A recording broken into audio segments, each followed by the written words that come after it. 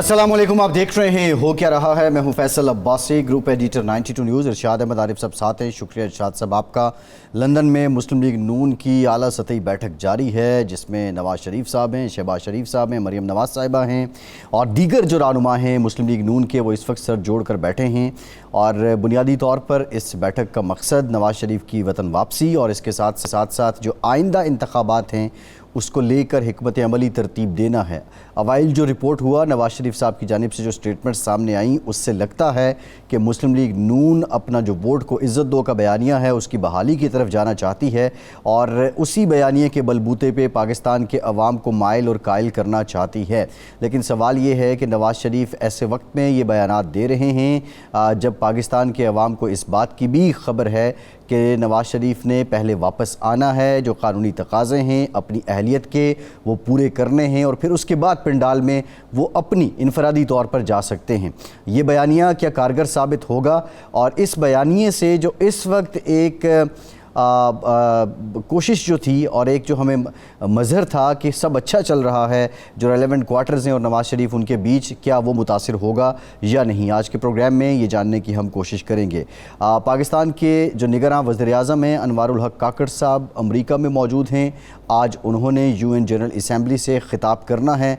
अब से कुछ देर पहले एक टीवी इंटरव्यू उन्होंने दिया और इस इंटरव्यू में उन्होंने कुछ जो बातें हैं उसका इजहार भी किया। कश्मीर से मुतालिक बड़ा क्लियर उन्होंने कहा कि पाकिस्तान का मौक़िफ़ दुनिया के सामने रखा जाएगा।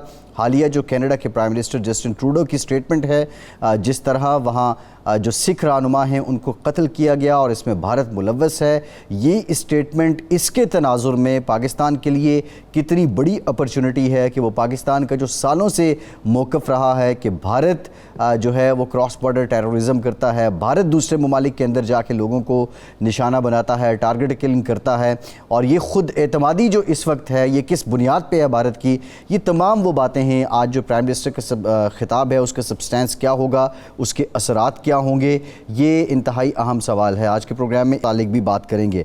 नैब केसेस खुल गए हैं।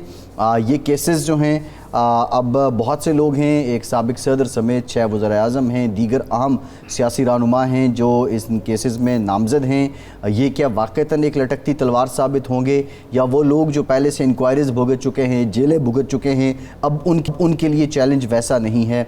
आज के प्रोग्राम में इस पर भी बात करेंगे। आज उमूमी तौर पर इंतखाबात को लेकर भी बात करेंगे। CCI ने जब मरदमशुमारी की मंजूरी दे दी, मंजूरी के बाद एक तकाज़ा ये भी है कि नई हल्का बंदियाँ होनी हैं। अब इलेक्शन कमीशन की जानिब से ऐलान हुआ जनवरी के आखिर में इंतखाबात होंगे। ऐसे में अब जो दंगल सज रहा है उसमें सियासी जमातें क्या बयानियाँ अपनाएंगी, उनका पाकिस्तान के अवाम को दिखाने के लिए अपने कारनामे उनके पास क्या हैं?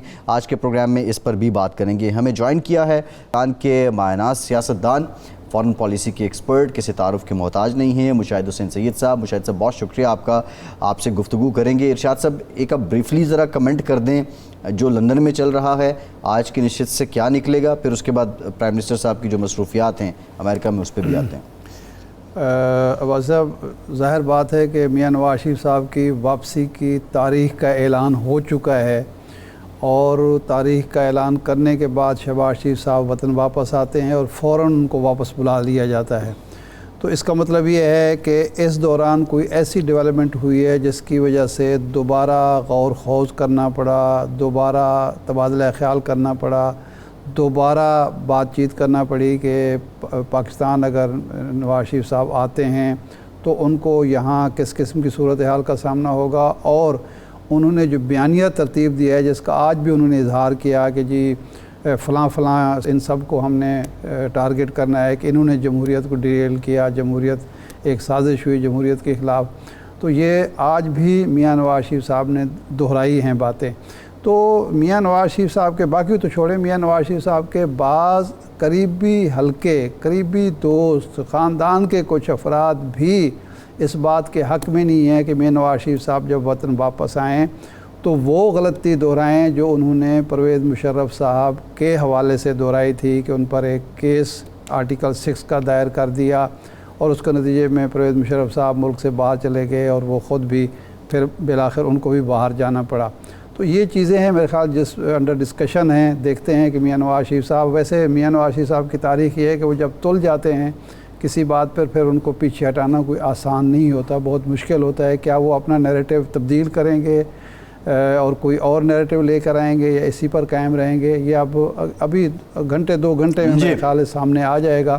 اور ان کی تاریخ، واپسی کی تاریخ جو ہے وہ بھی تبدیل ہوتی ہے یا برقرار رہتی ہے. بعض لوگ تو یہ کہہ رہے ہیں کہ وہ 21 کی بجائے شاید ان کو مشورہ دیا گیا کہ 12 اکتوبر کو آئیں، وہ ایک سمبولک تاریخ ہوگی. لیکن یہ ابھی تھوڑی دیر میں پتہ چل جاتا ہے. لیکن یہ امپورٹنٹ ہے اس وقت. جناب انوار اللہ کاکڑ صاحب جنرل اسمبلی میں ہیں، انہوں نے خطاب کرنا ہے تھوڑی دیر کے بعد، اور کن ایشوز پر علاقائی ایشوز پر، بین الاقوامی ایشوز پر انہوں نے اظہار خیال کرنا ہے. خاص طور پر جو ہمیں ایک کینیڈا میں جو انڈیا نے حرکت کی ہے اس حوالے سے پاکستان کو ایک سپیس ملی ہے، کیا وہ اس کو استعمال کرتے ہیں پاکستان کے نیریٹو کے حق میں؟ تو مشاہد صاحب سے ہم میرے خیال جان لیتے ہیں، وہ انٹرنیشنل افیئرز کے ایکسپرٹ بھی ہیں، اقتدار میں رہ کر انہوں نے قریب سے بھی سارے معاملات کو دیکھا ہے. تو مشاہد صاحب یہ فرمائیں کہ خوش آمدید کہتے ہوئے یہ فرمائیں کہ وزیر اعظم صاحب کی آج کی تقریر کیا ہونی چاہیے، کیا توقع ہم کریں، اور کس طریقے سے پاکستان کا جو موقف ہے خاص طور پر امریکہ سے تعلقات کے حوالے سے، کشمیر کے حوالے سے، پاکستان کے بھارت کے ساتھ تعلقات کے حوالے سے، اور بھارت کی ریشہ دوانیوں کے حوالے سے؟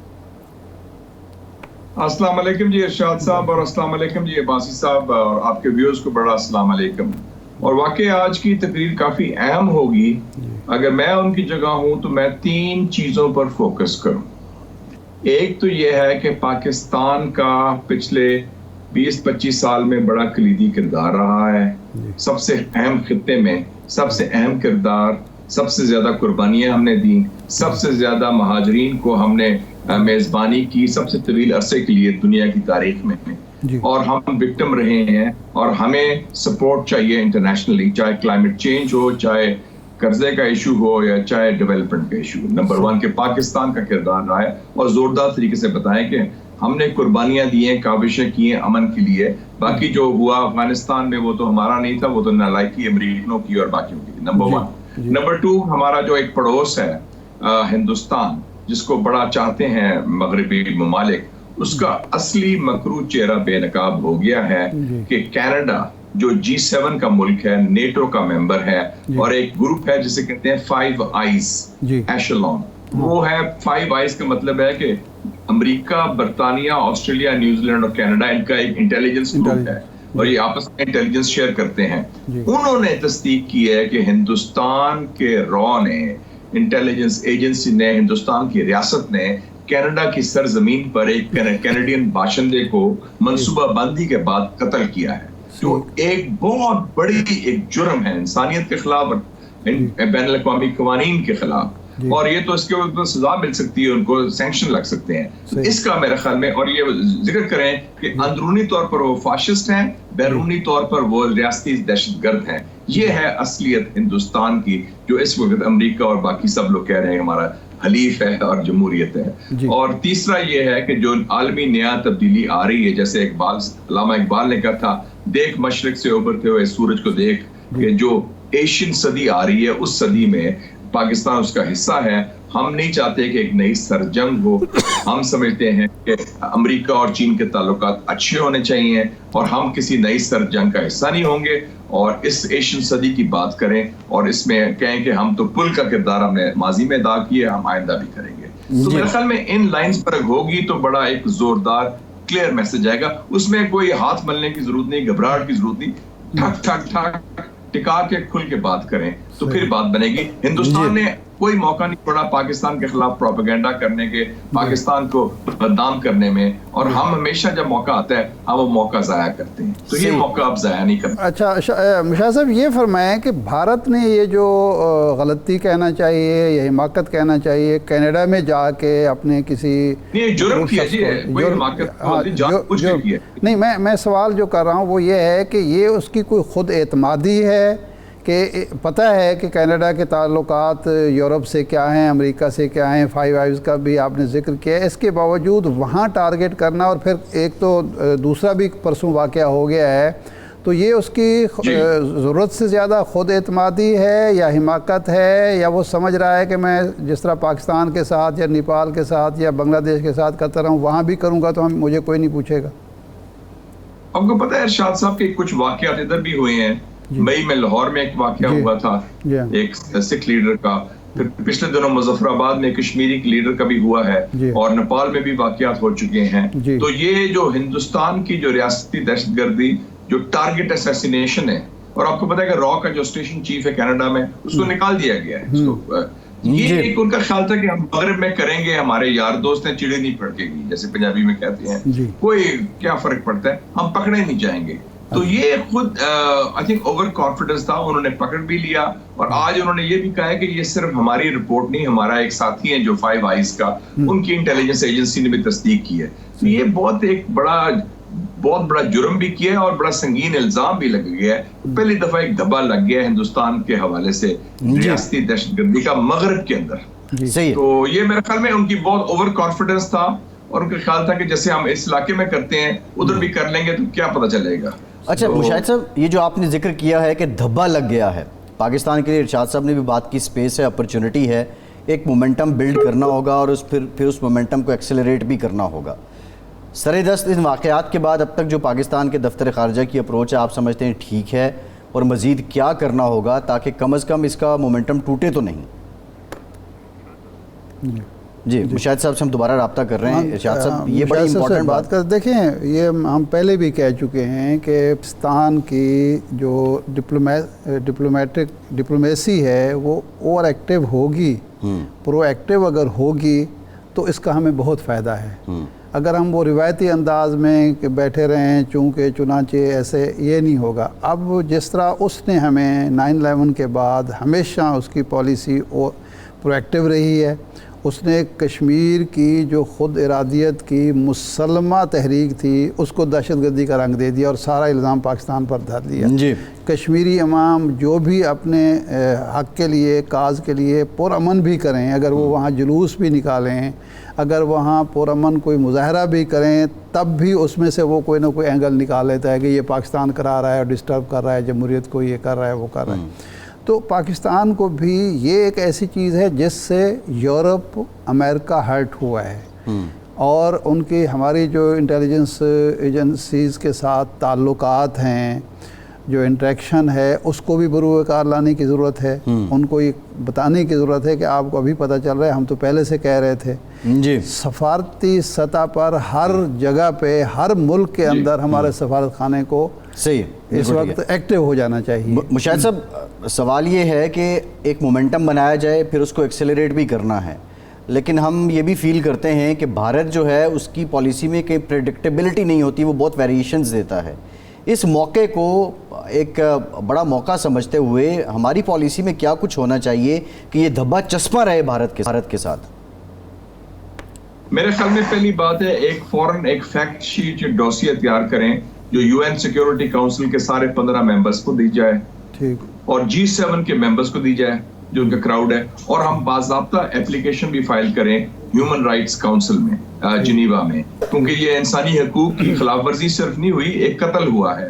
اور اس حوالے سے ہم کہیں کہ جناب یہ کام یہ ہندوستان کر رہا ہے. پھر جو ڈفرنٹ NGOs ہیں، خالصتان موومنٹ بڑی ایکٹیو ہے، اس وقت کوئی 1 ملین سکھ رہتے ہیں کینیڈا میں، اب ان کو موبلائز کریں. اور ایک امریکہ میں خالصتان کشمیر ریفرنڈم فرنٹ بھی بنا ہوا ہے، اور اس کو بھی موبلائز کریں. اور میرے خیال میں تو انٹرنیشنل کورٹ بھی جانا چاہیے، ناٹ ہماری گورنمنٹ کی طرف سے ڈائریکٹلی، لیکن کوئی انٹرنیشنل اداروں کی طرف سے، قانونی ماہرین کی طرف سے، کہ یہ کم سے کم ہندوستان کے خلاف پابندیاں لگائی جائیں، را کو ڈکلیئر کر دیا جائے اور RSS کو کہ یہ دہشت گرد تنظیمیں ہیں.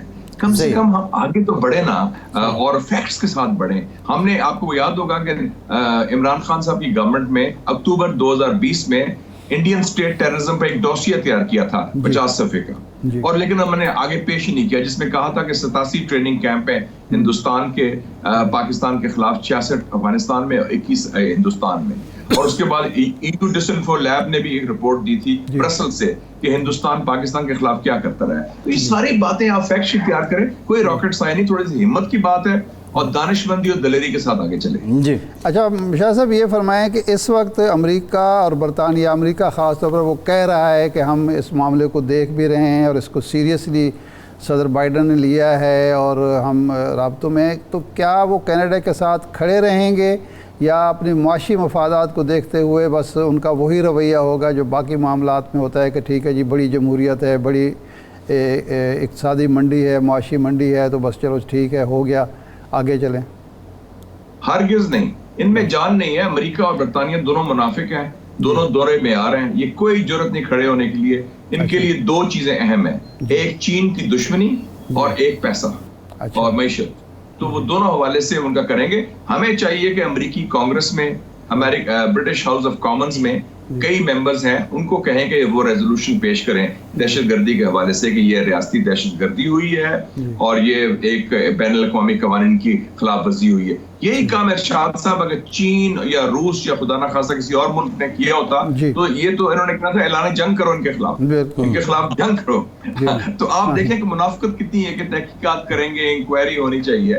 تو یہ ہمیں اب یہ موقع ملا ہے. اب پہلی دفعہ کئی دہائیوں کے بعد ہندوستان پکڑا گیا ہے, پکڑائی دے گیا ہے, اب تو اب اس کو آگے لے کے چلیں. ہمارا پر ہے کہ ہمارے میں کتنی جرت ہے, ہمارے میں کتنی ہمت ہے, ہم کتنے زوردار طریقے سے اپنے قومی مفاد کا دفاع کرتے ہیں. ایسے جی اچھا مشاہد صاحب اس سے آگے آتے ہیں, یہ G20 کی میٹنگ ہوئی بھارت میں اور خاص طور پر وہاں جو کوریڈور کا اعلان ہوا اس کو بھارت نے بہت زور شور سے یہ بتانے کی کوشش کی کہ جی اب یورپ اور گلف یہ سب ہمارے ساتھ ہیں, اور سی پیک کو بھی ایک لحاظ سے پیچھے دھکیلنے کی کوشش کی گئی. تو ایک تو اس کانفرنس کو اور یہ جو کوریڈور کا اعلان ہوا ہے اس کو آپ کس نقطہ نظر سے دیکھتے ہیں؟ یہ ایک نمائشی بات ہے یا حقیقتاً بھارت نے کوئی پیش رفت کی ہے؟ میں نے اس پر آرٹیکل بھی لکھا ہے, پرسوں چھپا ہے ایکسپریس ٹریبیون میں, جس میں موازنہ کیا ہے برکس کا, جہاں میں خود گیا تھا ساؤتھ افریقہ, اور دوسرا G20 کا. یہ نمائشی بات ہے. دیکھیں یہ 5ویں کوشش ہے کہ belt and road initiative BRI اور سی پیک کی نقل مارنے کی. انہوں نے 2018 میں شروع کیا تھا, بلڈ ایکٹ شروع کیا تھا امریکنوں نے, وہ کامیاب نہیں رہا. پھر 2021 میں آپ کو یاد ہوگا کہ B3W اس نے لانچ کیا بائیڈن نے, بلڈ بیک بیٹر ورلڈ, وہ بھی لانچ ہوا. اس کا نام پھر 2022 میں چینج کیا گیا partnership for growth in investment and infrastructure, اور اس کے ساتھ ساتھ یورپین یونین نے اناؤنس کیا گلوبل گیٹ وے. ایک طرف تو بیلٹ اینڈ روڈ انیشیٹو جو شی جن پنگ اور چائنا کا ہے اس کی تنقید کرتے ہیں, اس کے خلاف پروپیگنڈا کرتے ہیں, سی پیک کے خلاف پروپیگنڈا کرتے ہیں, لیکن نقل مارنے کی کوشش بھی ہے. لیکن نقل کے لیے بھی عقل چاہیے, اور دوسری بات ہے اتنے وسائل بھی چاہیے جو چائنا کے پاس ہیں وہ ان کے پاس نہیں ہے. تو اسی دن آپ کو یاد ہوگا کہ صدر اردوغان نے کہہ دیا اس کا ہمارے سے تعلق نہیں, اس کی مخالفت کرنی, جو G20 کے ممبر ہیں. اسی دن رشیا نے بھی, چین نے بھی اپنے کا اظہار کیا, بلکہ اردوغان نے تو اعلان کر دیا کہ ہم نیا کوریڈور بنا رہے ہیں جو ترکی سے گزرے گا, عراق ہوگا, اردن ہوگا اور UAE ہوگا, اور $17 ارب کی بات بھی کر دی انہوں نے. بصرہ کے ساتھ جو ہے فاو پیننسلا وہاں سے نکالیں گے. تو آپ یہ دیکھ لیں, اور یہ جو چیز ہے کہ اسرائیل کے ذریعے کنیکٹ کریں گے. بھئی آپ ایک طرف مسلمانوں کی بات کرتے ہیں, مشرقی وسطیٰ میں 22 ممالک ہیں عرب اور مسلمان ممالک, اور تیسرا 23 میں اسرائیل ہے. تو اسرائیل کو آپ ممبر بنانا چاہتے ہیں اس کے ساتھ, کیونکہ ہندوستان اور ان کی اسٹریٹجی کا حصہ ہے. یہ بات چلنے والی نہیں, یہ نفسیاتی کوشش کی گئی ہے, نمائشی کوشش کی گئی ہے, لیکن مجھے اس کی کوئی فیزیبلٹی تیار نہیں ہوئی, اس کی کوئی پلاننگ نہیں ہوئی, اور یہ پریکٹیکل بھی نہیں مجھے لگتا ہے دونوں روٹس جو یہ تیار کر رہے ہیں. اچھا مشاہد صاحب, محمد بن سلمان نے ایک انٹرویو میں کہا کہ جی اسرائیل کے ساتھ تعلقات ہمارے جو ہیں بڑھ رہے ہیں اور قریب ہیں بہت زیادہ, تو اس حوالے سے پاکستان پر بھی کوئی دباؤ آئے گا؟ اور کیا آپ سمجھتے ہیں کہ اب سعودی عرب کے لیے آسان ہو گیا اسرائیل کو تسلیم کرنا؟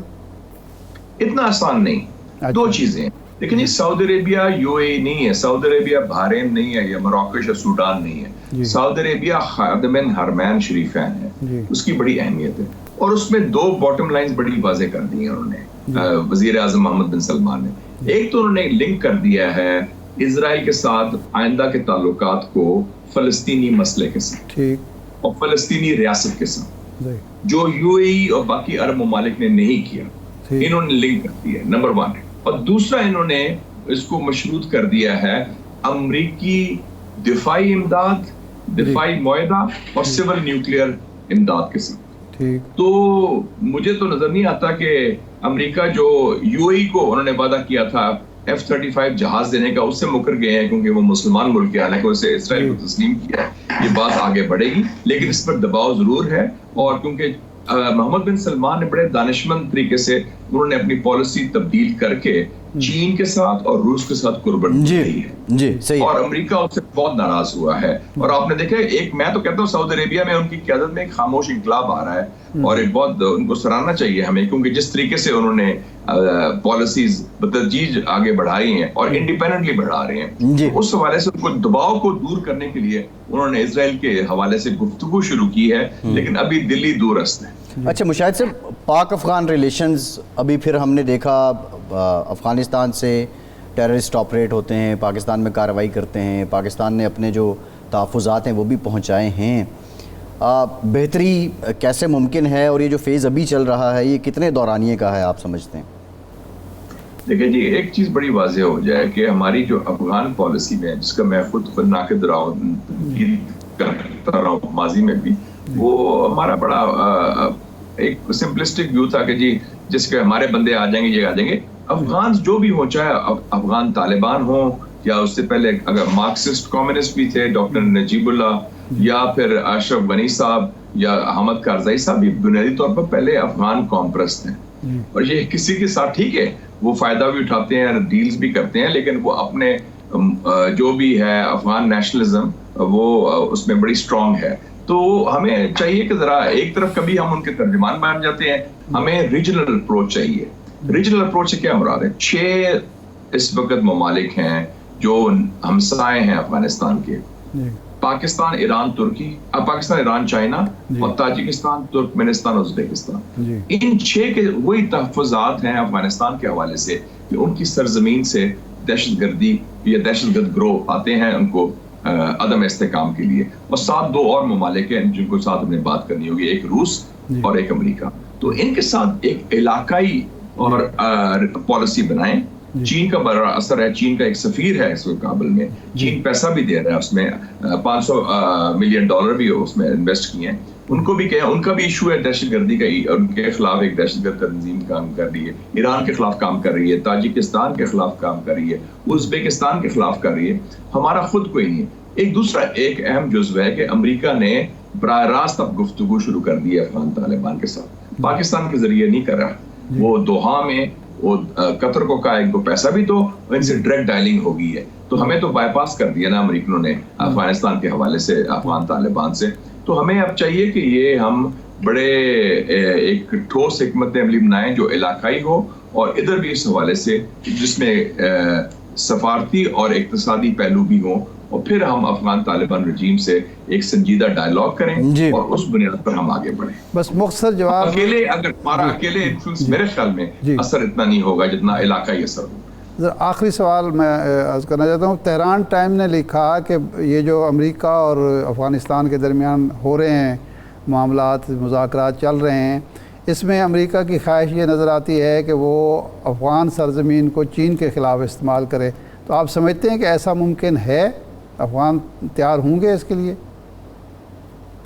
लेकिन ये चाहत ज़रूर है, ये कोशिश ज़रूर है, क्योंकि एक नई सर जंग की तैयारी हो रही है। लेकिन अफगान तालिबान जो हैं वो बड़े होशियार लोग हैं, वो बड़ा रगड़ा खाया है, 20 साल उन्होंने जंग लड़ी है। वो मेरे ख्याल में हरगिज़ ये काम नहीं करेंगे और उनके मफाद में नहीं है। और ख़ास तौर पे उनके जो लोग हैं वो उनके चीन से बड़े अच्छे ताल्लुकात हैं। मेरे ख्याल में ये मैं इसको रूल आउट करता हूँ, ये वो इस गेम में शामिल नहीं होंगे। जी ठीक, बहुत शुक्रिया मुशाहिद हुसैन साहब। आपके वक्त का एक ब्रेक के बाद दोबारा हाजिर होते हैं।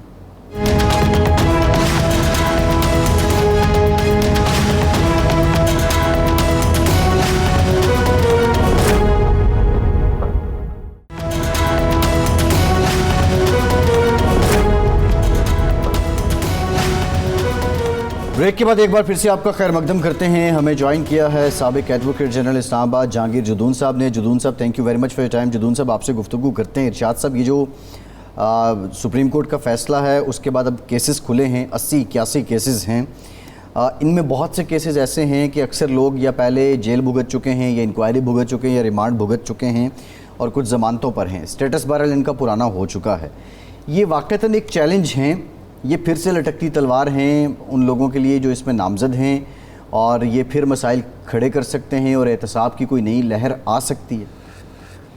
دیکھیں، یہ کل بھی میں نے عرض کیا تھا کہ ایک غیر جانبدار نگران حکومت کی موجودگی میں نیب پر کوئی پریشر نہیں ہوگا کہ وہ کسی کیس کو پولیٹیکل انجینئرنگ کے طور پر استعمال کرے.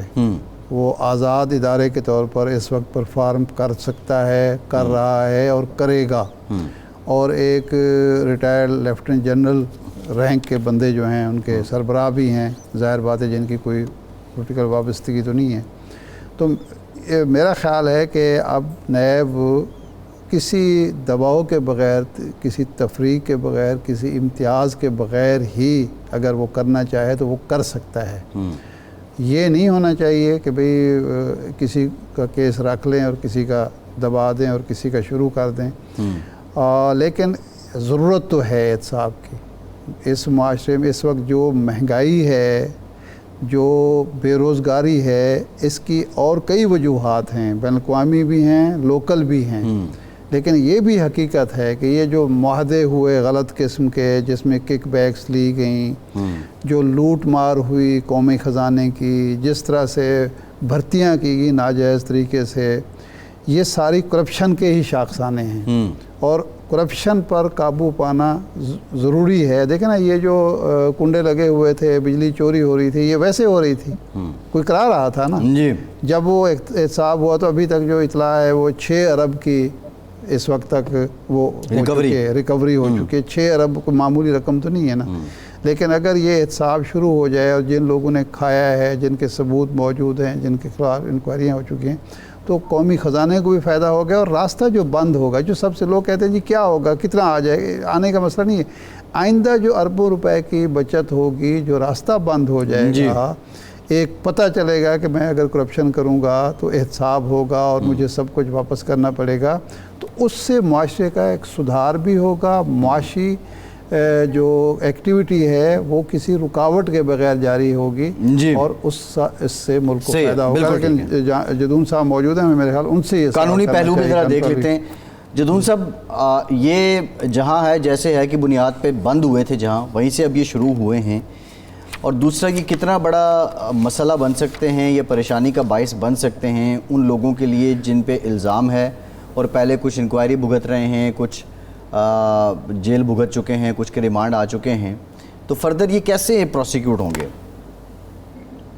بسم اللہ الرحمن الرحیم. بہت شکریہ. دیکھیں، جس طرح شاہ صاحب نے بات کی ہے، اگر اس ملک کے اندر اکراس دا بورڈ اکاؤنٹیبلٹی ہو، ٹرانسپیرنٹ ہو، میرٹ پہ ہو، تو پھر تو بہت بڑا فائدہ بھی ہے. اور جو ایکسپیرینس ہے ہمارا، جو 1947 سے جو اکاؤنٹیبلٹی ہوئی ہے، وہ تو کوئی ٹھیک نہیں ہے. اس اکاؤنٹیبلٹی کی پروسیس کو ہمیشہ پولیٹیکل وکٹمائزیشن، پولیٹیکل انجینئرنگ، وچ ہنٹنگ، لائلٹیز چینج کرنے کے لیے، یا جو بھی آپ کہہ لیں وہ، یہ تو اس میں ہوتا یہ ہے کہ جو ایکچوئل کرپشن والے لوگ ہوتے ہیں، جو ایکچوئل جینین جو کرپشن کے کیسز ہوتے ہیں، وہ بھی جو ہے نا، وہ اس اکاؤنٹیبلٹی جو پولیٹیکلی ہوتی ہے اس کی نظر ہو جاتے ہیں. اور جو ایکچوئل فائنینشیل جو کرپٹ لوگ ہوتے ہیں ان کی بھی اکاؤنٹیبلٹی نہیں ہو سکتی. اس کی وجہ سے ہے کہ جب آپ اکاؤنٹیبلٹی کی پروسیس کو ٹوٹلی وکٹمائز کر دیں گے، پولیٹیسائز کر دیں گے، تو پھر اس میں اچھا اور برا جو ہے ختم ہو جاتا ہے. اس کی وجہ یہ ہے نا کہ ہماری انٹینشن، کوئی بھی پولیٹیکل گورنمنٹ نہیں چاہتی کہ اس کی اپنی صحیح اکاؤنٹیبلٹی ہو. جب تک پولیٹیشین خود ہی نہیں چاہتے اکاؤنٹیبلٹی ہو، وہ یہ چاہتے ہیں کہ دوسری پارٹی جو پاور میں نہیں ہوتی ان کے اکاؤنٹیبلٹی ہو، ان کو تھوڑا عرصے کے لیے اندر کیا ہے. آج دن تک مجھے بتائیں کس سیاستدان سے پیسہ ریکور ہوا ہے؟ بلکہ نیب نے براڈ شیٹ کے اندر ڈیمیجز دیے ہیں، اور نیب سے وہ کعبہ موسوی، کیا نام ہے ان کا، وہ پیسے نیب سے لے کے چلے گئے. جی نیب نے اکاؤنٹ آئیڈینٹیفائی کرنے کے لیے ان کو ہائر کیا، فرم کو، براڈ شیٹ کو. انہوں نے کہا جی اکاؤنٹ آئیڈینٹیفائی کوئی نہیں ہو، لیکن آپ کا جو ایگریمنٹ تھا اس کے مطابق ہم آپ سے پیسے لیتے ہیں. تو اس طرح کی اکاؤنٹیبلٹی میرے خیال میں نہ کوئی پرپز سرو کرتی ہے نہ کچھ. دیکھیں، نیب جو ادارہ ہے اس پہ بہت بڑا ایکسپینس ہو رہا ہے. مطلب اس کے امپلائیز ہیں، جو بھی مطلب اس کا سیٹ اپ بنا ہوا ہے، بڑا ایکسپینسو ہے. تو اب امید تو اچھے کی کرنی چاہیے. اب جی. جو کیس جو واپس چلے گئے ہیں تو یہ اس میں لیگل یہ ہے کہ جہاں سے کورٹ نے کیس واپس بھیجے تھے وہاں سے دوبارہ شروع کریں گے. اب یہ آگے دیکھنا ہے کہ کیس شروع ہوتے ہیں, ایویڈنس آتی ہے تو کس کیس میں کتنی جان ہے کتنی نہیں ہے. تو مطلب ہے اکاؤنٹیبلٹی کا پروسیس مجھے لگتا ہے اب اس میں کوئی ریویو میں نہیں جائے گا. تو جتنے ریفرنس واپس کیے تھے وہ دوبارہ کھل جائیں گے. نیب کورٹ پورے پروونس کے پاکستان کے اندر جتنے بھی پروونس ہیں جتنی بھی نیب کورٹ فنکشن کر رہی ہیں تو یہ ایک اچھا ہوا ہے کہ نیب کورٹ ویسے فارغ ہو گئی تھی تو ابھی دوبارہ ان کا کام شروع ہو جائے گا. تو ابھی دیکھتے ہیں کہ یہ سلسلہ چل پڑے گا. لیکن جدون صاحب اس وقت جو معاملہ ہے نیب کا اس پر کوئی پریشر نہیں بظاہر, اس لیے کہ کوئی سیاسی حکومت نہیں ہے جو اپنے مخالفین سے انتقام لینا چاہتی ہو. ایک غیر جانبدار حکومت ہے اور اس کے کوئی پولیٹیکل موٹیو بظاہر نہیں ہے کیونکہ اس نے الیکشن میں حصہ نہیں لینا. تو اب فضا تو سازگار ہے احتساب کے لیے. میں اگر آپ کو سچی بات بتاؤں, ویسے اب چینل پہ ہیں تو آج دن تک کس پولیٹیکل گورنمنٹ کے پاس مجھے آپ بتا دیں سچی بات, اگر بالکل 100% دل پہ ہاتھ رکھ کے کہوں, بالکل میں کہتا ہوں نیب انڈیپینڈنٹ ادارہ ہے, اچھا پولیٹیکل نہیں ہے. لیکن آپ دیکھیں نا پی ٹی آئی کی گورنمنٹ کیا کہتی تھی, آج یہ ریسٹ ہونے والا, آج یہ میں نہیں کہتا کہ نگران گورنمنٹ بالکل انٹرفیئر نہیں کرے گی. نگران گورنمنٹ کسی وزیر کو کیا غرض ہے کہ جی وہ پیپلز پارٹی والے پہ کو بندے کو اندر کریں, پی ایم ایل این والے کو, اس کی ضرورت تو نہیں ہے. لیکن اچھا نیب بذات خود اس کے اندر اتنی انڈیپینڈنس, اتنی امپارشلٹی ہونی چاہیے نا کہ وہ صحیح احتساب کریں. اب نیب کے پاس دیکھیں. اچھا جدون صاحب ایک یہ بتائیے کہ یہ جو فیصلہ ہے سپریم کورٹ کا جس میں بیشتر شکیں نیب ترامیم کی کالعدم قرار دے دی گئیں, اس فیصلے کے ریویو کے لیے اب اس میں کون جا سکتا ہے؟ اور یہ ریویو میں اگر آبویسلی اٹھ جائے گا تو پھر جو آپ کہہ رہے ہیں کہ نیب کورٹ کے پاس کوئی کام ہی نہیں رہے گا. نہیں, ریویو ہوگا یا اپیل ہوگی؟ اپیل ہوگی. یس نہیں ریویو ہوگا, اس نے سیٹسفائڈ کر دیے. اب اس میں 30 days ٹائم ہے. فیڈرل گورنمنٹ نیب تو ظاہر ہے نیب کا ادارہ تو نہیں جائے گا ریویو میں. نیب کی تو کورٹوں میں دیکھیں جج جو ہیں بہت بڑی تنخواہ لیتے ہیں, اسٹاف ہے. یہ تو جب یہاں سے نیب کا ہے تو وہ کورٹیں ساری فارغ ہوگی. تو ان کے پاس تو پشاور میں نے ایک دفعہ فون پتہ کیا ہے تو وہ کہتے ہیں جی 3 عدالتوں کے پاس پتہ نہیں 9 کیس ہیں سارے. اب 9 کیس 3 عدالتوں کے پاس ہوں تو وہ تو سارا اس پہ ایکسپینڈیچر جو آ رہا ہے وہ تو فری. اب یہ کہ واپس جانے سے عدالتیں کام کر رہے ہیں. ہم تو دیکھیں نا پاکستان کے اندر کوئی بندہ اکاؤنٹیبلٹی کے اگینسٹ نہیں, اور اکاؤنٹیبلٹی جو ہے ڈیموکریسی کی بیڈ راک ہے. جب تک اکاؤنٹیبلٹی نہیں ہوگی ڈیموکریٹکلی چیزیں موو ہی نہیں کرتی. جنون صاحب میرا سوال یہ ہے کہ ریویو میں ذرا بتا دیں, یہ قانونی نکتہ ہے کہ جا کون سکتا ہے, اور جو متاثرہ لوگ ہیں یعنی جن کے کیسز تھے کیا وہ بھی جا سکتے ہیں ریویو میں؟ ریویو میں دیکھیں نا جی جو پارٹیاں تھیں نا اس کے اندر جنہوں نے اس کو چیلنج کیا تھا وہ پارٹیاں اور جن کے اگینسٹ چیلنج کیا, ظاہر ہے فیڈرل گورنمنٹ جو ہے انہوں نے لا بنایا تھا.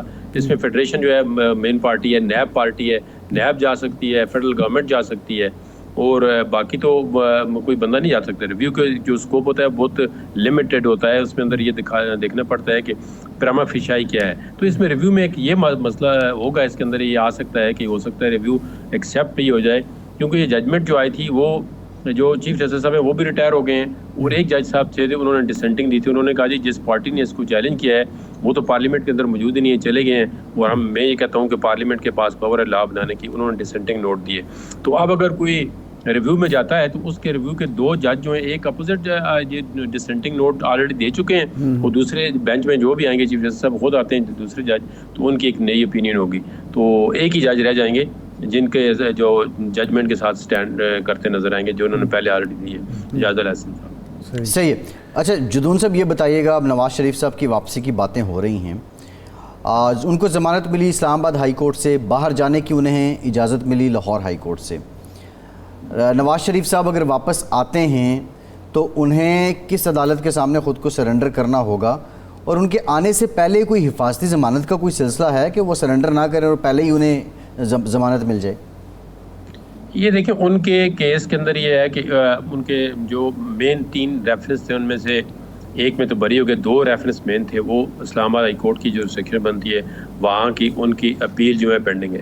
ایک ان کی جو کیس تھا ان میں ان کی ایون فیلڈ والے میں ان کی سزا جو ہے 426 کے تحت سسپینڈ ہوئی ہے, اور دوسرا ایک جو ریفرنس تھا ان میں ان کو سزا ہوئی ہے جو ارشد ملک نے دی ہے. اب ان کی جو کیس بھی دیکھیں تو ان کی اتنی کریڈیبلٹی نہیں ہے, لیکن لاہور ہائی کورٹ نے کیونکہ وہ جو سیکشن تھی جیسے کہ تو قید تھے وہ لاہور کی بنتی تھی, اور لاہور ہائی کورٹ نے وہاں پہ ان کو جانے کی اجازت دی ہے کہ آپ جائیں.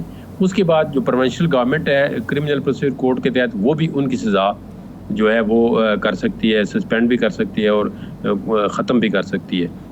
تو اب جگہ اگر وہ آتے ہیں تو اس سے پہلے اگر وہ کورٹ کو ریکویسٹ کرتے ہیں کہ ہمیں ایک ہفتے کی ایک بیل دی جائے, یا ایک ہفتہ مطلب ایک فنڈامنٹل رائٹ ہے کہ میں اپنے وکیل کو, اپنی کورٹ کو, جو میری اپیل ڈسمس ہو گئی ہے میں سرنڈر کرنا چاہتا ہوں. بیسیکلی وہ یہی کہتے ہیں کہ میں قانون کے آگے سرنڈر کرنا چاہتا ہوں اور میں اپنے آپ کو قانونی طریقے سے ہی نکالنا چاہتا ہوں, عدالت کو بھی فیس کرتا ہوں, اپنے کیس کو بھی فیس کرتا ہوں. تو ان کو میرے خیال میں 2-4 دن کی, ایک ہفتے کی مل جائے گی. پھر اس کے بعد وہ اپلیکیشن دے گی کہ میری سزا جو ہے 426 کے تحت سسپینڈ ہی جائے, میرے کیس کے اندر جان نہیں ہے, یا میں آگے ہوں تو بھی میں اپیل فیس کروں گا. تو اس میں اتنا کوئی کمپلیکیٹڈ پروسیس نہیں ہے, لیکن ان کو تمام جو لیگل پروسیس ہے وہ اڈاپٹ کرنا پڑے گا. اور اس میں ایک اور مسئلہ یہ ہوا ہے کہ ان کا بھی یہ نیب کا جو سسپینڈ ہوئی ہے, امینڈمنٹ مطلب ہے اس کے ختم ہوئی ہیں, تو اس میں ان کا توشہ خانہ والا کیس تھا نا, وہ بھی دوبارہ بحال ہو گیا ہے. یہ اس میں ایک نیا کیس جو ہے وہ آگے ان کا وہ شروع سے فیس کرنا پڑے گا. نیا جو توشہ خانہ والا کیس ہے وہ بھی اسلام آباد کے اندر ہی ہے ان کا. جی بالکل. اچھا, اس وقت پراسیکیوٹر جنرل نہیں ہے, وہ ریزائن کر چکے ہیں, تو یہ جو کیس دوبارہ بحال ہو رہے ہیں ان کو کون لیڈ کرے گا نیب کی طرف سے, اور کس طرح سے یہ بحالی کا عمل شروع ہوگا؟ یہ دیکھیں کورٹیں بحال کریں گی, پراسیکیوٹر کا کام نہیں ہے. پراسیکیوٹر تو نیب کورٹ کے اندر ہر وقت موجود ہوتا ہے. وہ پراسیکیوٹر جنرل کی تو وہ اوپر ایک, وہ تو آپ وہ خود کبھی کورٹ میں پیش ہی نہیں ہوئے, نہیں ہوتے تھے. وہ نیچے ان کے ڈپٹی پراسیکیوٹر بھی ہوتے ہیں, ایڈیشنل پراسیکیوٹر بھی ہوتے ہیں, اور ویسے پراسیکیوٹر بھی ہوتے ہیں. تو ان کا پاس اچھی خاصی ٹیم ہی ہے. پاکستان کے اندر ہر عدالت میں ایک پراسیکیوٹر ہوتا ہے نیب کا, کورٹ کے اندر پرماننٹ ہی ہوتا ہے. وہ چاہے کیس ہو یا نہ, اس کی مطلب حاضری ہوتی ہے, وہ اپوائنٹمنٹ ادھر ہوتی ہے. پنڈی, اسلام آباد, کراچی, لاہور, پشاور, ہر جگہ پہ جہاں پہ بھی نیب کی کورٹ ہے ان کے ساتھ پراسیکیوٹر موجود ہیں. جی جب بالکل واپس جائیں گے تو وہ کورٹیں ان کو نوٹس کریں گی, بندوں کو جو ایکیوزڈ ہیں, کہ جی آ جائیں, آپ کا کیس دوبارہ آ گیا ہے. تو پھر وہاں سے ہی کسی کی ایویڈنس ریکارڈ ہو رہی تھی تو وہاں سے شروع ہوگی, کسی کو کوئی اور چارج فریم کرنا ہے, کچھ کرنا ہے. لیکن جو نیب کی انویسٹیگیشن اور انکوائریز تھی وہ نیب خود دوبارہ شروع کر دے گا. جی بالکل ٹھیک. بہت شکریہ جہانگیر جدون صاحب. آپ کے وقت ایک بریک کے بعد دوبارہ حاضر ہوتے ہیں.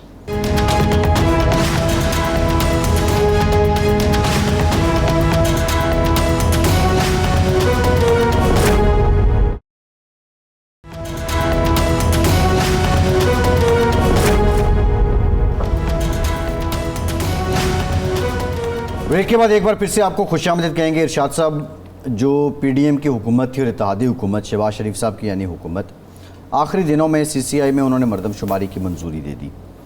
آئین کا آرٹیکل 224 کہتا ہے 90 دن میں الیکشن کروائیں, اور اسی طرح آئین کا ایک اور آرٹیکل کہتا ہے جی نئی حلقہ بندیاں ہوں گی تو پھر الیکشن ہوں گے.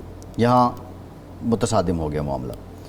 بہرحال الیکشن کمیشن نے کہا جی 30 نومبر تک ہم حلقہ بندیاں کر لیں گے, اور کل جو انہوں نے اعلان کیا 27 ستمبر کو جو ابتدائی طور پہ حلقہ بندیاں ہیں وہ ہم شیئر کر دیں گے, اور 30 نومبر کو ہم فائنل, اور جنوری کے آخری ہفتے میں ہم الیکشن کروا دیں گے.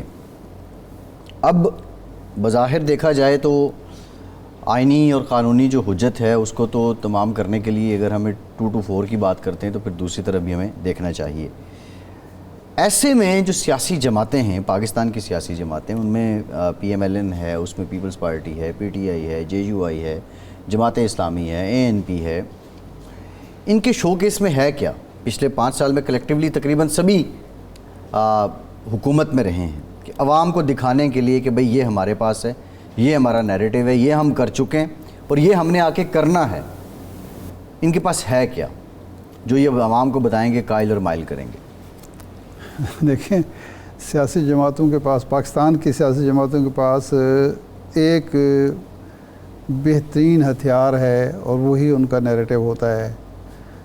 نمبر 1 تو یہ ہے کہ یہ جو پہلے تھے وہ بہت برے تھے, اور یہ جو اس وقت ہم جو کچھ کر رہے ہیں, جو برائیاں, مہنگائی بڑھ رہی ہے, بے روزگاری بڑھ رہی ہے, بد امنی بڑھ رہی ہے, یہ پچھلی حکومت کا کیا دھرا ہے. جی, یعنی جو شخص 30 سال تک اقتدار میں رہا ہو وہ بھی یہی کہے گا کہ جی میرا تو کوئی قصور نہیں ہے, یہ جو کچھ بھی ہوا ہے, جو ایک آ گیا تھا 1 سال کے لیے یا 3 مہینے کے لیے نگران آیا تھا, اس کی ذمہ داری تھی.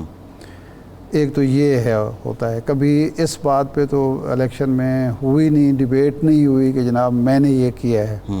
ابھی دیکھنا اس وقت مسلم لیگ نون کیا بات کر رہی ہے کہ جی ہم نے 16 میں یہ کیا تھا، 17 میں کیا تھا، یعنی یہ جو پچھلے 16 مہینے اس کا نہ پوچھیں، وہ پچھلا پوچھ لیں جی وہ اس لیے کہ لوگوں کو زیادہ یاد نہیں رہا کہ اس وقت مہنگائی کیا تھی یا باقی معاملات کیا تھے۔ دوسرا جو ہے بدقسمتی کی بات ہے، اب یہ ایک ایسی چیز ہے جس کی وجہ سے فائدہ تو نہ ملک کا ہوتا ہے، نہ عوام کا ہوتا ہے، نہ ان سیاسی جماعتوں کا ہوتا ہے، وقتی طور پر ہو جاتا ہے، لیکن الٹیمیٹلی تو نقصان ہوا ہے نا اس کا۔ تو معاشرے کے اندر جو استحکام آنا چاہیے، معاشرے کے اندر جو ایک کہتے ہیں کہ جی پرامن فضا ہونی چاہیے، جو ایک ہم آہنگی اور یکجہتی ہونی چاہیے، یگانگت ہونی چاہیے اداروں کے درمیان، معاشرے کے مختلف طبقات کے درمیان، وہ تو نہیں ہوتی نا اس سے، ایک آپ تفریق ڈالنے کی کوشش کرتے ہیں۔ تو یہ ہے جو آج کل سن رہے ہیں کہ جی میاں صاحب جو ہیں ایک جارحانہ قسم کا نیریٹو لے کے آ رہے ہیں۔ تو اس کے علاوہ کیا پیش کریں کہ اگر ان سیاسی جماعتوں نے، ان حکومتوں نے، سیاسی کیا جو سیاسی اور غیر سیاسی دونوں قسم کی حکومتیں، انہوں نے اگر ڈیلیور کیا ہوتا تو آج ہم اس برے حالات میں نہ ہوتے کہ ہمارے ضرب مبادلہ کے جو ذخائر ہیں وہ بھی مانگے تانگے کے صحیح ہے۔ ہمارے سامنے ہم سے الگ ہو کے بنگلہ دیش نے، ہم ہی حصہ تھے انڈیا کا ایک دور میں، بھارت کا، وہ اس نے جو کچھ ہے، یعنی انڈیا کا نام لیتے ہوئے شرمندگی، میری نسل کے لوگوں کو شرمندگی بھی ہوتی ہے جی کہ ہم 92 تک بھارت سے معاشی میدان میں آگے تھے۔ ہندو گروتھ ریٹ اور مسلم گروتھ ریٹ کی ایک اصطلاح چلتی تھی اکانومی میں، اقتصادیات میں، معیشت میں، کہ ان کی انڈیا کی 90 تک کبھی بھی 3 سے آگے نہیں جاتی تھی شرح نمو۔ ہم ایک دور میں 8 ساڑھے 8 تک چلے گئے، جی، اور منموہن سنگھ آیا پہلے وزیر خارجہ کے طور پر، وزیر خزانہ کے طور پر، نرسمہا راؤ کے دور میں اس نے کچھ اصلاحات کی۔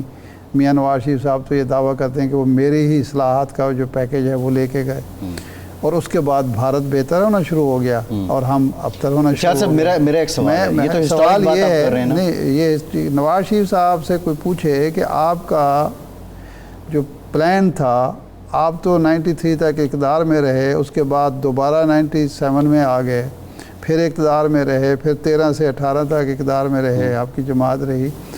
وہ کیسا پلان تھا کہ بھارت نے لیا منموہن سنگھ نے، اور وہ $600 بلین ڈالر کے اس کے اثاثے ہو گئے، ذخائر ہو گئے زر مبادلہ کے، اور ہم وہیں کے وہیں کھڑے ہیں۔ آج نہ جانے آنگن ٹیڑھا، یہ میں ہمیشہ آپ کے علم میں ہے کہ میں ہمیشہ یہ کہتا ہوں کہ بھائی جب آپ مینڈیٹ لے کر آئے ہیں، آپ نے اپنی ٹیم خود منتخب کی ہے، آپ کام شروع کرتے ہیں، کوئی بھی رکاوٹ ڈال رہا ہے تو اس وقت پبلک کو بتائیں، اور آپ کے پاس ریزائن کا آپشن موجود، دنیا میں لوگ استعفے دیتے ہیں، جی ہمارے ہاں ایسی نہیں ہے۔ اب جو مثلا بزدار صاحب آپ وزیر اعلیٰ بنا دیں پنجاب کے، اور توقع کریں کہ جی بڑی دودھ شہد کی نہریں بہیں گی، یا دوسری طرف چلے جائیں، مطلب صرف ایک پارٹی کا نہیں، سب کا معاملہ یہ ہے کہ 5 سال آپ پوری کر لیں تب بھی آپ شاکی، آپ کے 5 سال پورے نہ کر پائیں اپنی غلطیوں کی وجہ سے تب بھی آپ کو شکایت ہے۔ بھئی آپ کی بھی کوئی غلطی ہوگی۔